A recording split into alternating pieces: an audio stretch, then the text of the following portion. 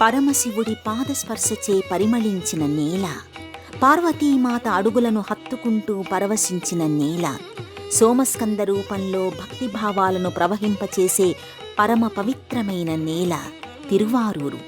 తమిళనాడు రాష్ట్రంలోని ఈ క్షేత్రం ఎంతో ప్రాచీనమైనది, మరెంతో ప్రసిద్ధమైనది. అనేక రాజవంశీకులచే సేవించబడిన ఈ క్షేత్రం ఎన్నో చారిత్రక విశేషాలను నిక్షిప్తం చేసుకున్నదిగా కనిపిస్తుంది. 7వ శతాబ్దం నుంచి ఇక్కడ తన వైభవాన్ని చాటుకుంటున్న శ్రీ త్యాగరాజస్వామి ఆలయమే ఈ వారం దివ్యక్షేత్రం.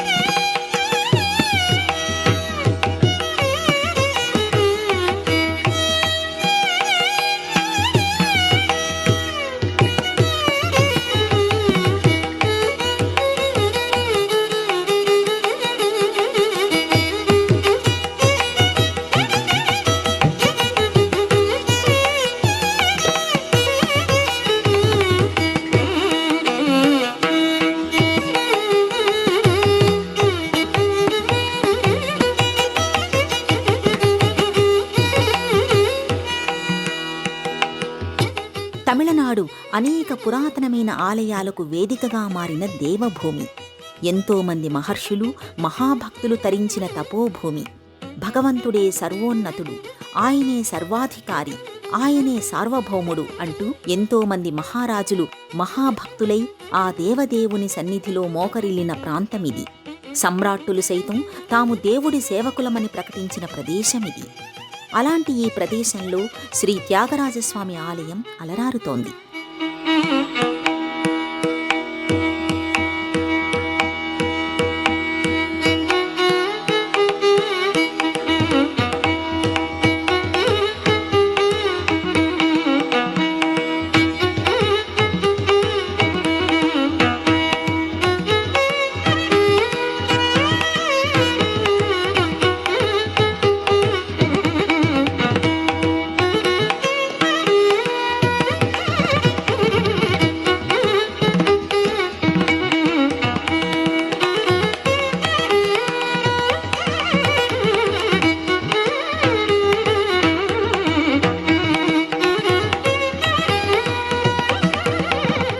ఇక్కడ ప్రతి అడుగుకి ఒక ప్రత్యేకత కనిపిస్తుంది, విశేషం వినిపిస్తుంది.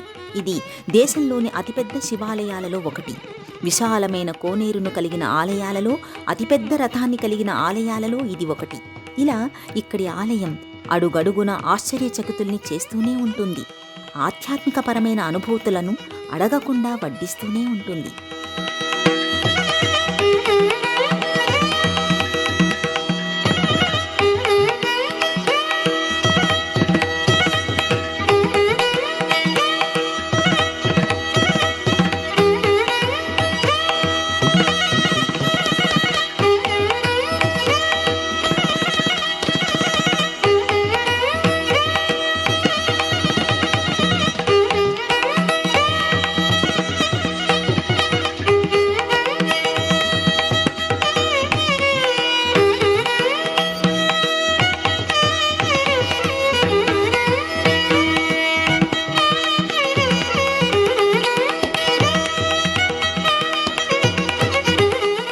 చిదంబర క్షేత్రం దర్శనం మాత్రం చేతనే ముక్తిని ప్రసాదిస్తుంది. అరుణాచల క్షేత్రాన్ని స్మరించడం వలన, కాశీ క్షేత్రంలో మరణించడం వలన ముక్తి లభిస్తుంది. ఇక తిరువారూరులో జన్మించడం వలన మోక్షం కలుగుతుందని పురాణాలు చెబుతున్నాయి. అంతటి పుణ్యప్రదమైన ఈ క్షేత్రంలో పరమేశ్వరుడు త్యాగరాజస్వామిగా, పార్వతీదేవి కమలాంబికగా పూజాభిషేకాలు అందుకుంటూ ఉంటారు. తిరువారూరు క్షేత్రానికి వెళితే ఆలయంలోకి కాకుండా ఆలయాల నగరంలోకి అడుగుపెట్టినట్టుగా, ఆదిదేవుడి లీలా విశేషం కారణంగా ఏర్పడిన ఆవాసంలోకి ప్రవేశించినట్టుగా అనిపిస్తుంది.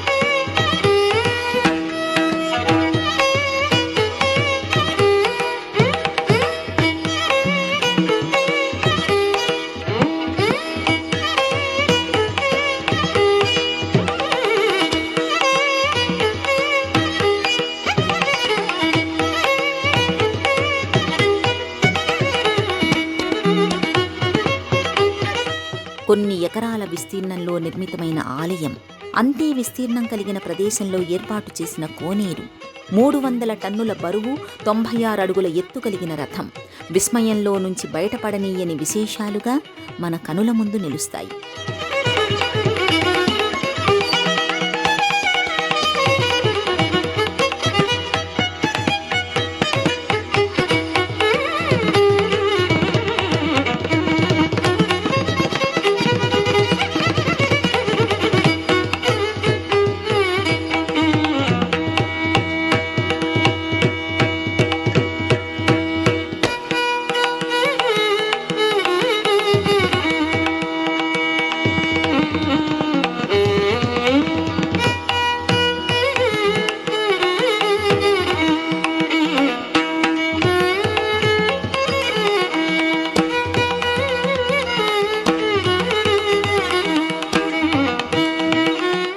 మహాదేవుడి పేరుకు తగినట్టుగా నిర్మించారేమో అనిపించేలా తూర్పు గోపురం 118 అడుగుల ఎత్తుతో సగర్వంగా సాక్షాత్కరిస్తున్న భావన కలుగుతుంది. మిగతా 8 గోపురాలు కూడా అందమైన శిల్పకళతో తమ ఘనతను మౌనంగానే చాటుతూ ఉంటాయి. ప్రధానమైన ఆలయ ప్రాంగణంలో ఎన్నో విమాన గోపురాలు కనిపిస్తూ ఉంటాయి. 3 ఆవరణలు, 3 తోటలను కలిగిన ఈ ఆలయం పొడవైన ఎత్తైన ప్రాకారాలతో, 100కి పైగా మందిరాలతో సదాశివుడి సామ్రాజ్యాన్ని తలపిస్తూ ఉంటుంది.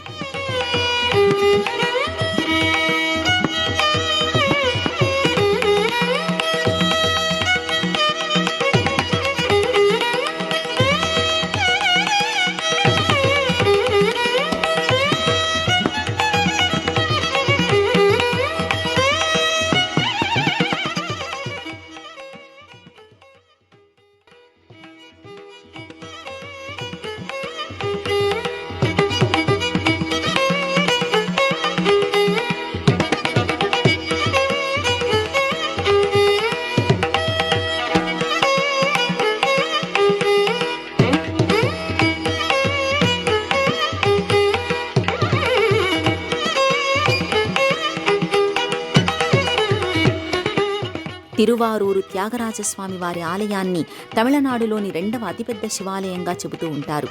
7వ శతాబ్దం నాటికే ఇక్కడ ఈ క్షేత్రం ఉన్నట్టుగా చారిత్రక ఆధారాలు ఉన్నాయి.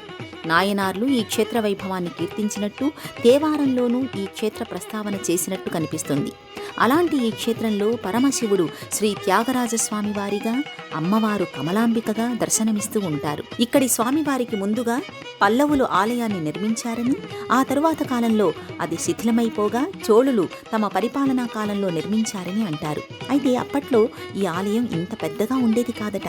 పరమశివుడి పట్ల తమకి గల భక్తి శ్రద్ధల కారణంగా చోళ వారసులు, హొయసలులు, విజయనగర రాజుల వరకు ఈ ఆలయ విస్తీర్ణతను పెంచుతూ వెళ్లారని శాసనాల వలన తెలుస్తోంది.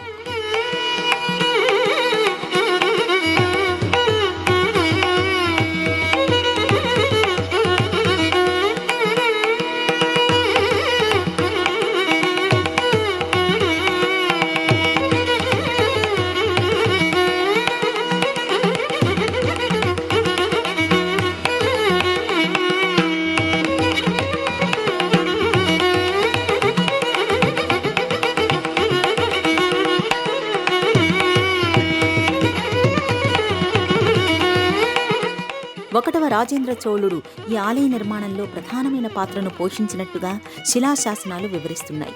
చోళరాజుల కాలంలో బంగారం, రాగి, ఇతర ఆభరణాల వివరాలకు సంబంధించిన శాసనం కూడా ఇక్కడ ఉండడం విశేషం. ఆయా కాలాలలో నిర్మితమవుతూ వచ్చిన గోపురాలు, వాటిపై గల శిల్పకళ, మందిరాలు, వాటి నిర్మాణాలలోని ప్రత్యేకతలు, పటిష్టతకు పాఠం నేర్పేలా కనిపించే ప్రాకారాలు అలనాటి రాజుల అంకిత భావానికి ఒక ఉదాహరణగా నిలుస్తాయి.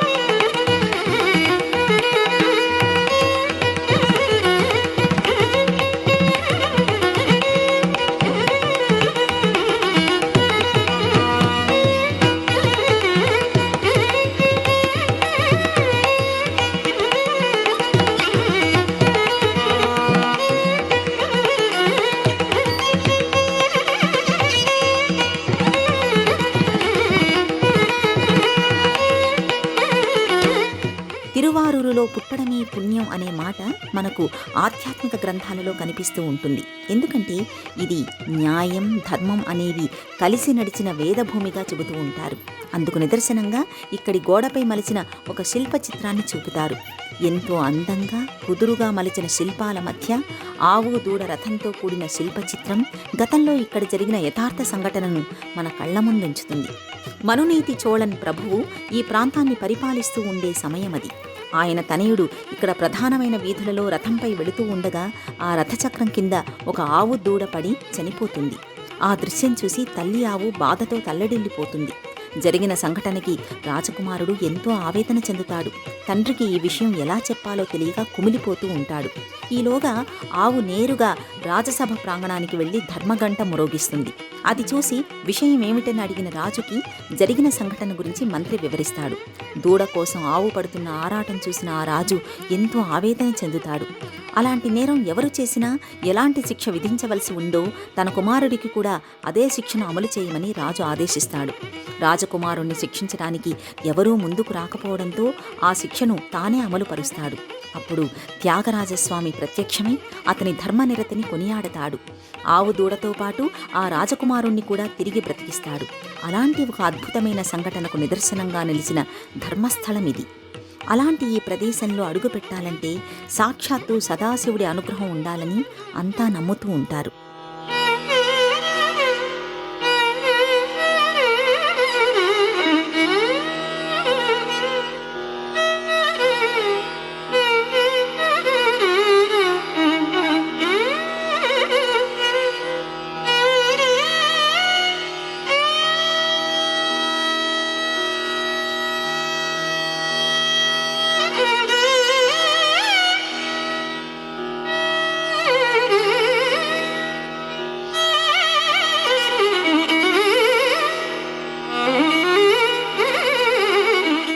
తిరువారూరు క్షేత్రాన్ని కమలాలయ క్షేత్రమని, కమలాపురం అని కూడా పిలుచుకుంటూ ఉంటారు.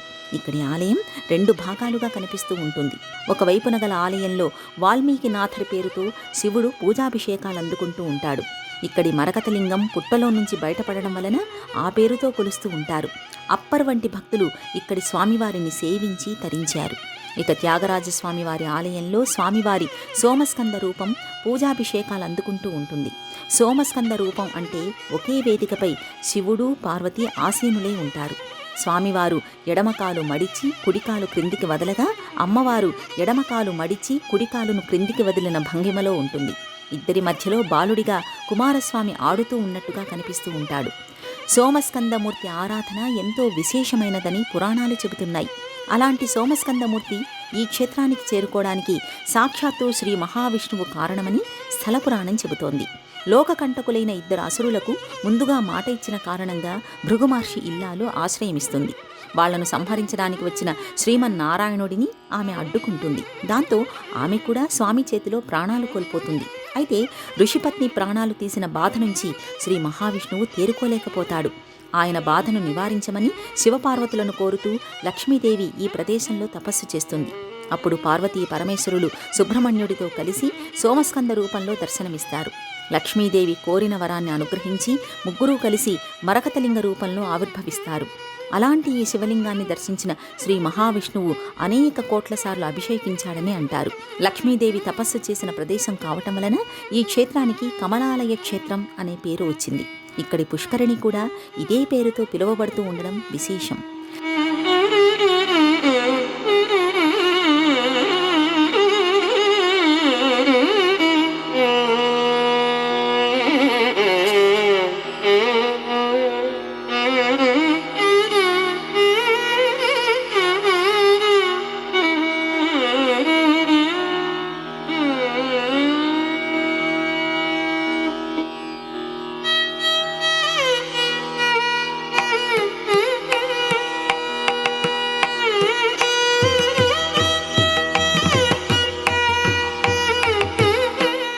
సాక్షాత్తు లక్ష్మీనారాయణులు ఆరాధించిన సోమస్కంద శివలింగాన్ని దేవేంద్రుడు తన నగరానికి తీసుకుని వెళ్లి ఆరాధిస్తూ ఉంటాడు.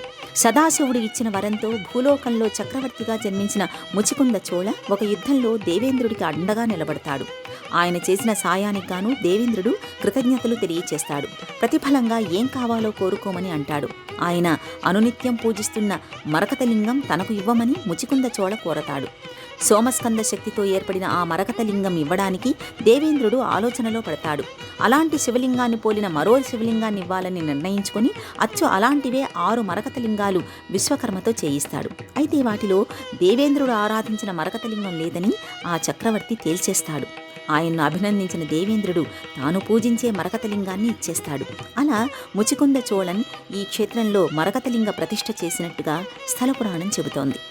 సాక్షాత్తు శ్రీమన్నారాయణుడు పూజించిన శివలింగం, దేవేంద్రుడు ఆరాధించిన శివలింగం, ముచికుంద చోళన్ సేవించిన సోమస్కంద రూపం మనం ఇక్కడ దర్శించుకోవచ్చు. విశ్వకర్మతో దేవేంద్రుడు చేయించిన మిగతా మరకతలింగాలను తిరుక్కువలై, నాగపట్నం, తిరుకరలై, తిరుకోలిలి, తిరుమరైకాడు వంటి క్షేత్రాలలో దర్శనం చేసుకోవచ్చు. ఈ క్షేత్రాలలో పరమశివుడికి సంబంధించిన వివిధ రకాల నృత్యాలు ఎంతో ప్రాముఖ్యతను కలిగినవిగా చెబుతూ ఉంటారు.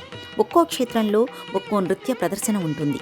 ఒక్కో పేరుతో ఒక్కో విశేషాన్ని కలిగిన నృత్యం ఈ క్షేత్ర ప్రత్యేకతగా కనిపిస్తుంది.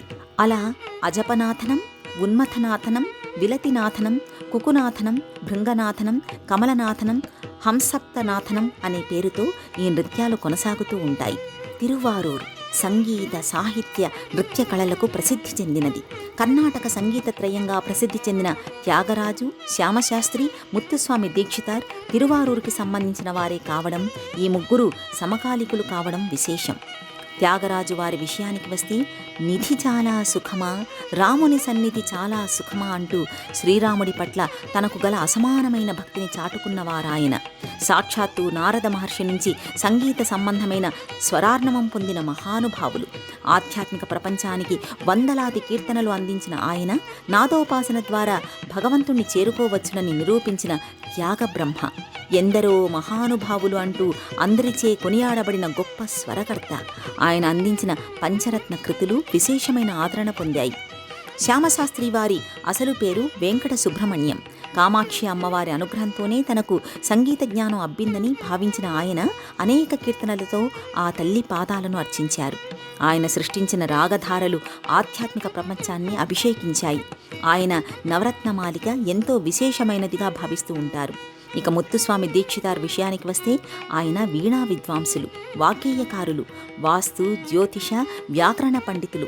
అనేక కొత్త రాగాలను ఆయన ప్రవహింపచేశారు. లోతైన సాహిత్యంతో సమ్మోహితుల్ని చేశారు. ఆయన అందించిన వాతాపి గణపతిం భజే అనే కీర్తనతోనే ఆధ్యాత్మిక కార్యక్రమాలు, శుభకార్యాలు మొదలవుతూ ఉంటాయి. ఇలా సంగీతత్రయం తిరుగాడిన ఈ నేలపై అడుగుపెట్టడమే అదృష్టమని అనిపించక మానదు.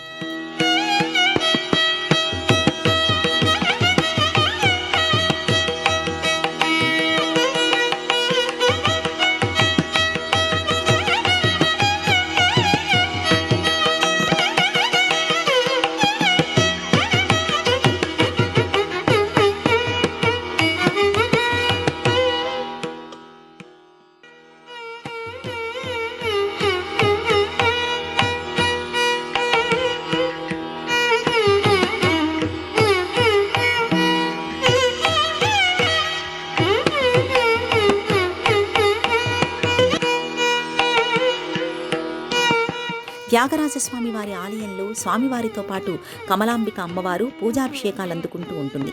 కాలుపై కాలు వేసుకుని ఠీవీగా కూర్చున్న భంగిమలో అమ్మవారు కొలువై ఉండడం ఇక్కడి ప్రత్యేకత. ఇదే ప్రాంగణంలో అచలేశ్వర్, అనంతీశ్వర్, అడగేశ్వర్, వరుణేశ్వర్, అన్నామలేశ్వర్ ఉపాలయాలలో పూజలందుకుంటూ ఉంటారు. గర్భాలయంలోని త్యాగరాజస్వామి వారి పాదాలను ఏడాదికి 2 సార్లు మాత్రమే దర్శించుకునే అవకాశం ఉంటుంది. మిగతా రోజులలో స్వామివారి పాదాలను పువ్వులతో కప్పి ఉంచడం ఆచారంగా వస్తోంది.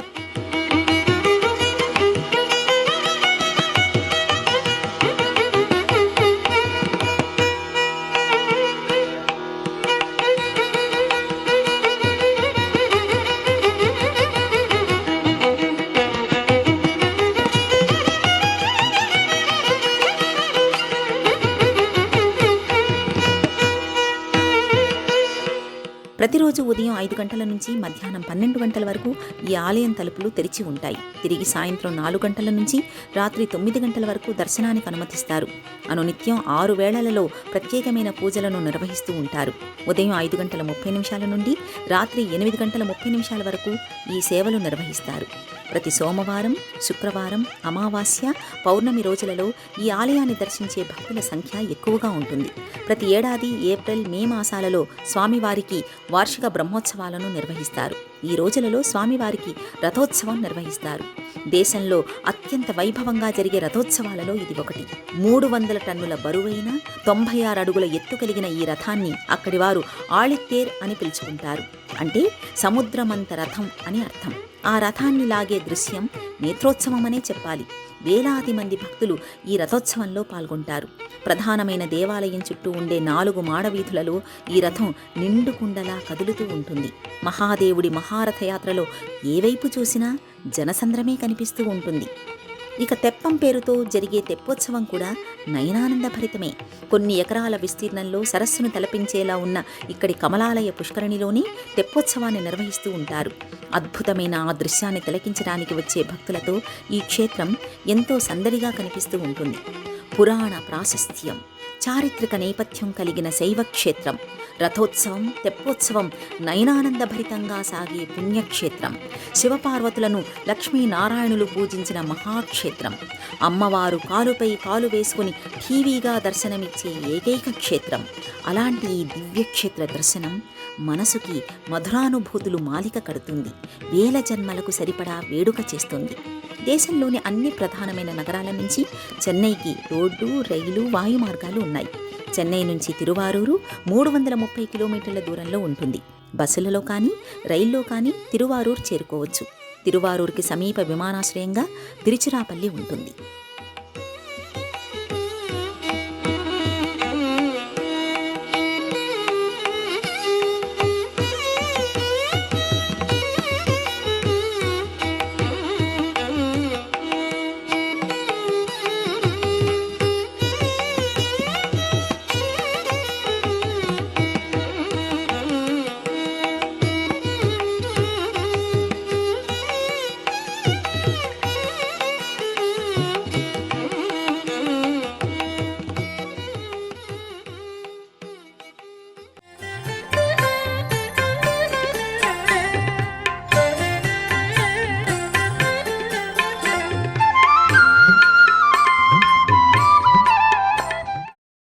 ఈ కార్యక్రమాన్ని తిరిగి చూడాలనుకుంటే www.youtube.com/@ETV Life Spiritual లో చూడవచ్చు.